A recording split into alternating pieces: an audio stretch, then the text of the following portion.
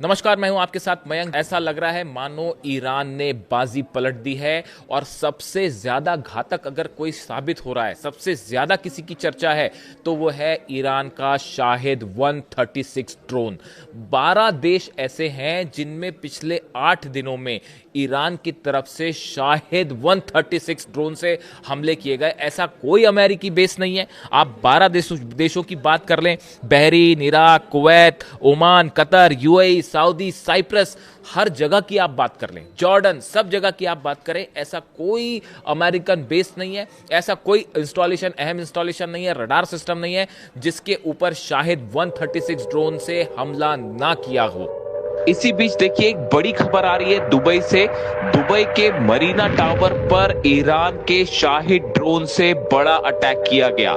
जो तस्वीरें सामने आई हैं और जो तेहरान टाइम्स में दावे हो रहे हैं कि दुबई के मरीना इलाके में मरीना 23, इस टावर का नाम है मरीना 23। ये 90 मंजिला टावर है। इसकी ऊपरी मंजिल में से एक मंजिल पर बताया जाता है कि शाहिद ड्रोन सीधा जाकर टकराया है।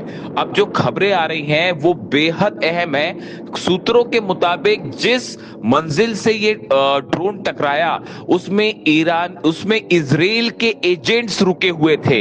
जी हां, देखिए ये बेहद गौर करने वाली बात है। बताया ये जा रहा है कि यहां पर इजराइल के एजेंट्स ने, मोसाद ने अपना कमांड रूम बना रखा था और यहां कई इजरायली एजेंट्स मौजूद थे और उस पर बिल्कुल सटीक टारगेट करते हुए ईरान के शाहिद ड्रोन से अटैक किया गया, जिसमें कई इजरायली एजेंट्स के मारे जाने की भी खबर है। घायल तो हुए ही है, लेकिन अब यह भी बताया जा रहा है कि कई इजरायली एजेंट्स मारे भी गए हैं, जिनकी मौत का सच जो है वो छुपाने की कोशिश हो रही है। देखिए, आईआरजीसी की तरफ से साफ कर दिया गया है, ईरान की सेना की तरफ से साफ कर दिया गया है कि अब ये जंग बिल्कुल नहीं रुकेगी और किसी कीमत पर हमले नहीं रुकेंगे।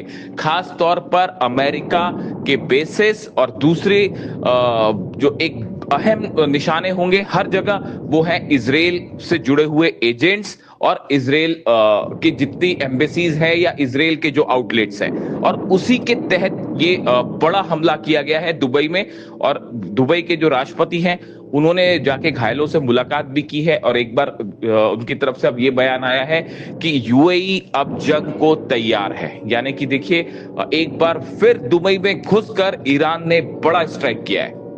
अब तो अमेरिका की तरफ से कमेंट्स आने शुरू हो गए हैं कि आखिर इस ड्रोन को रोका कैसे जाए। और जो अंदर की खबरें हैं कि जेलेंस्की से जो है वो मदद मांगी है और ट्रंप ने, अमेरिका ने, कि भाई हमें जो आप ड्रोन्स प्रोवाइड करिए या फिर ये बताइए कि ये इनको रोका कैसे जाए।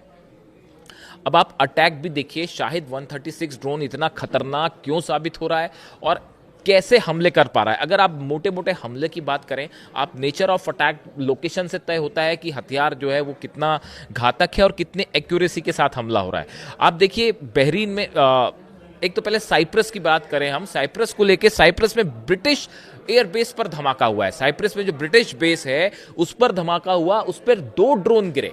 आप देखिए कितनी सटीक लोकेशन पर जाके जो है वो हमला होता है। अगर आप बहरीन की बात करें, बहरीन तो धुआं धुआं हो रखा है। आप बहरीन की बात करें, आपने एक बिल्डिंग देखी होगी जलती हुई बहरीन की। उस बिल्डिंग में अमेरिकन सोल्जर्स रुके हुए थे। बताया जा रहा है कि अमेरिकन सोल्जर्स थे वहां पे, उनकी फैमिली थी। उसके ऊपर ड्रोन स्ट्राइक हुई। ऊंची खासी बिल्डिंग है, उसमें बीच में जो है सीधा शायद 136 ड्रोन जाके टकरा गया। बड़ा धमाका हुआ, पूरी बिल्डिंग में आग लग गई। कितने सोल्जर्स घायल हैं, कितने मरे हैं, कोई जानकारी नहीं है, कोई क्लेम नहीं करेगा। अरेबियन कंट्रीज को यह बोल दिया गया है, जितने 12 देशों पे ईरान हमला कर रहा है, मैं पिछले वीडियो में आपको बता चुका हूं, उनको बोला जा चुका है कि किसी भी सूरत में आप वीडियोस मत लीक करिए, ये मत बताइए कि भाई ईरान हमको पीट रहा है। तो उस पर अलग बैन है, लेकिन फिर भी मीडिया में, प्रेस में खबरें आई जाती हैं। आप सच को ज्यादा दिन छुपा के नहीं रख सकते। अमेरिकन बिल्डिंग पर हमला हुआ, उसके बाद आप देखिए बापको रिफाइनरी जो है वो रिफाइनरी में आग लगा दी गई है। बड़ी रिफाइनरी बहरीन की बापको ऑयल रिफाइनरी है, उसके ऊपर शायद 136 ड्रोन गिर जाता है और धू धू करके जो है वो जलने लगती हैं चीजें। उसके बाद आप देखें बहरीन में ही मामीर पेट्रोलियम कंपनी है, इसमें भयंकर आग लगी है। सबसे पुरानी कंपनीज में से एक है जो कि ऑयल का काम करती है, मामीर। इसके ऊपर ड्रोन शायद 136 ड्रोन गिर जाता है, कोई नहीं रोक पा रहा है इसको। यानी आप देखिए लोकेशंस देखिए कि कैसे हमले हो रहे हैं। बापको ऑयल रिफाइनरी पर हमला होता है, मामीर पेट्रोलियम कंपनी बहरीन जो है उस पर अटैक किया जाता है, होटल पर मैंने आपको बताया जहां पे अमेरिकन सोल्जर्स रुके हुए थे, the hotel where American military personnel were hiding located in the Juffair area was targeted in attack last night. तो देखिए ये एक्यूरेसी बता रही है कि शाहिद 136 ड्रोन कैसे उन लोकेशन पर पहुंच जा रहा है जहां पर उसे टारगेट करके छोड़ा जाता है।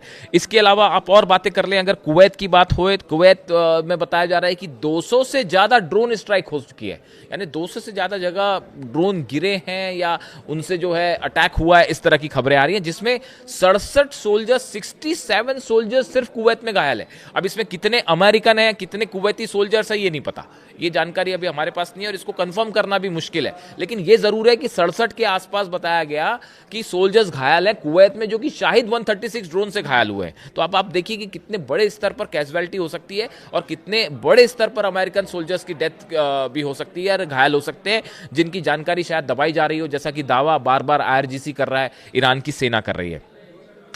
तो अब सवाल ये है कि ये आखिर शाहिद 136 ड्रोन मैं उसकी अभी सऊदी में देखिए, सऊदी में एम्बेसी पर जो ड्रोन गिरा आप उसकी बात कर लीजिए, या फिर आप UAE की बात कर लीजिए, UAE में फुजेरा जो पोर्ट है उसके ऊपर शाहिद ड्रोन से हमला हुआ, शायद 136 ड्रोन से हमला हुआ और बिल्कुल सटीक निशाने पर हमला हुआ, धमाका हुआ वहां पे।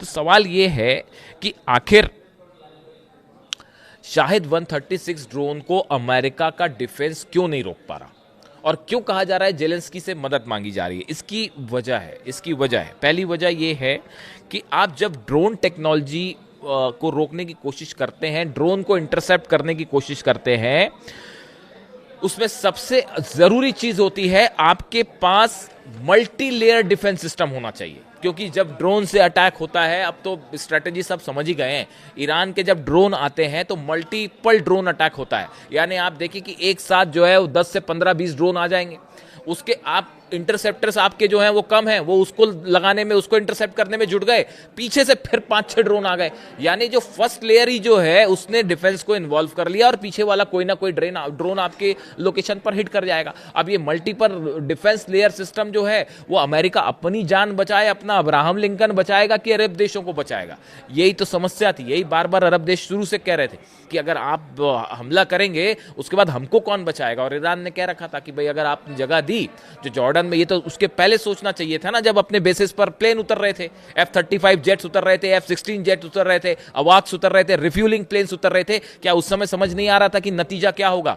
जब ईरान बार बार कह रहा था कि हम छोड़ेंगे नहीं आपको, अब उसका नतीजा देखिए, 12 देश जो है वो एक साथ धमाके हो रहे हैं उसमें, और सबके सब शाहिद ड्रोन। तो मल्टीपल डिफेंस सिस्टम वो फेल है, वो है ही नहीं, तो क्या से फेल हो जाएगा?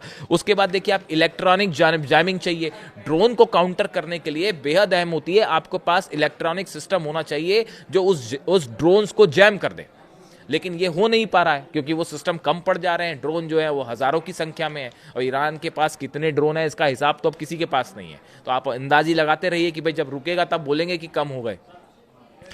उसके अलावा देखिए आप इंटरसेप्टर ड्रोन्स नहीं है, इंटरसेप्टर ड्रोन्स अमेरिका के जो ड्रोन है अरबों डॉलर के ड्रोन्स जो कि लगे हुए हैं, UAVs जो लगे हुए हैं उनकी संख्या बेहद कम है, जबकि यहाँ तो जो है बड़े सस्ते वाले ड्रोन हैं, शायद सिंपल टेक्नोलॉजी है, और उसको रोकने के लिए जो काउंटर करने के लिए जो इंटरसेप्टर ड्रोन है उसकी कमी हो जा रही है, तीसरी बड़ी वजह।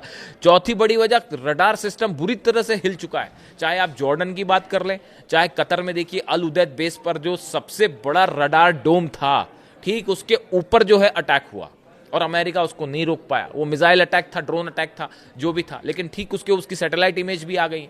तो जो रडार सिस्टम्स हैं वो भी बुरी तरह से हिले हुए हैं, चाहे वो सऊदी हो, सऊदी के एम्बेसी पर अटैक हो जाता है, ऑयल अरामको सबसे बड़ी ऑयल रिफाइनरी पर अटैक हो जाता है, सऊदी एम्बेसी पर दूसरी बार भी अटैक हो जाता है, UAE में फुजारा जो पोर्ट है उस पर अटैक हो जाता है, बहरीन में नेवी सेंटर जो है उसको उड़ा दिया गया। तो फिर थार्ड और पेट्रियट क्या कर रहे थे? वो क्या कर रहे थे? वो पूरी तरह से फेल हुए, वो ईरान की स्ट्रेटजी की वजह से फेल हुए कि पहले आप डिफेंस जो है वो मिसाइल्स को कम कर दीजिए। शुरुआती 4 दिन यही होता रहा, अमेरिका और इजराइल की तरफ से बयान आते रहे, प्रेस कॉन्फ्रेंस होती रही, वो शायद अब भी हो रही है कि हमने तेहरान में ऐसा कर दिया, वैसा कर दिया, ये कर दिया। ईरान की पॉलिसी है attack is the best defence. उन्होंने अपने लोगों का तो जो बचाव का इंतजाम किया वो कोशिश कर ही रहे हैं, लेकिन उन्होंने इतने सटीक अटैक किए हैं और इतने एग्रेसिवली अटैक किए हैं कि संदेश पूरी दुनिया में क्या है और क्या तस्वीरें आ रही हैं वो आप देख लीजिए। तो ये देखिए, ये 5-6 बड़ी वजह हैं जिसकी वजह से शाहिद 136 को रोकना मिशन इम्पॉसिबल हो गया है। और शाहिद 136 ने वो नुकसान पहुंचाया है कि अमेरिका के जो बड़े बड़े एक्सपर्ट्स हैं वो अब ये समझने में लगे हैं कि भाई इससे निपटा कैसे जाए। और कितने ड्रोन होंगे आपको नहीं पता, ईरान में कितने ड्रोन्स हैं इसकी किसी को कोई जानकारी नहीं है। हजारों ड्रोन्स हर महीने बन रहे थे, हजारों ड्रोन्स हर महीने बनाए जा रहे थे पिछले कई महीनों से। तो ये ड्रोन्स की संख्या कितनी होगी, और जब तक इनको रोका तो नहीं जा सकता, इनको जब तक ये संख्या खत्म नहीं होगी। और ईरान में बताया जा रहा है कि मल्टीपल प्रोडक्शन साथ साथ चल भी रहा है। वहां पे टनल्स के नीचे अंडरग्राउंड इतने सारे कारखाने हैं जो लगातार मास लेवल पर ड्रोन्स का प्रोडक्शन कर रहे हैं, जिस तक कोई बंकर बस्टर नहीं पहुंच सकता। जागरोस की पहाड़ी में जो सैकड़ों मीटर नीचे आप क्या अपना कौन सा बंकर बस्टर पहुंचेगा और क्या करेगा।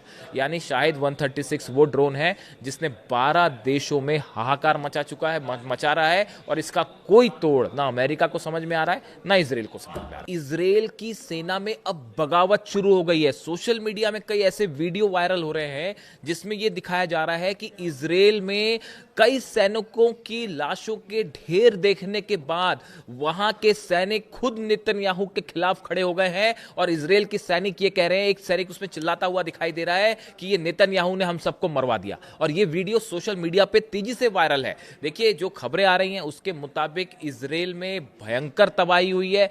1500 के आसपास बिल्डिंग्स गिर चुकी हैं और 1000 से ज्यादा मिसाइल्स ने हिट किया है इजराइल में, और सबसे बड़ा नुकसान तेल अवीव में। और अब ये वीडियो जो वायरल हो रहा है जिसमें बात कही जा रही है कि भाई वहां की सेना जो है वो खुद नेतन्याहू के खिलाफ खड़ी हो गई है। और ये वीडियो सोशल मीडिया पे वायरल है जिसमें नेतन्याहू को इसका जिम्मेदार माना जा रहा है। बल्कि खबरें ये भी हैं कि इजराइल में कई मीडिया आउटलेट्स भी अब ये कहने लगे हैं कि ईरान के सुप्रीम लीडर को निशाना बना के नेतन्याहू ने बहुत बड़ी गलती कर दी है।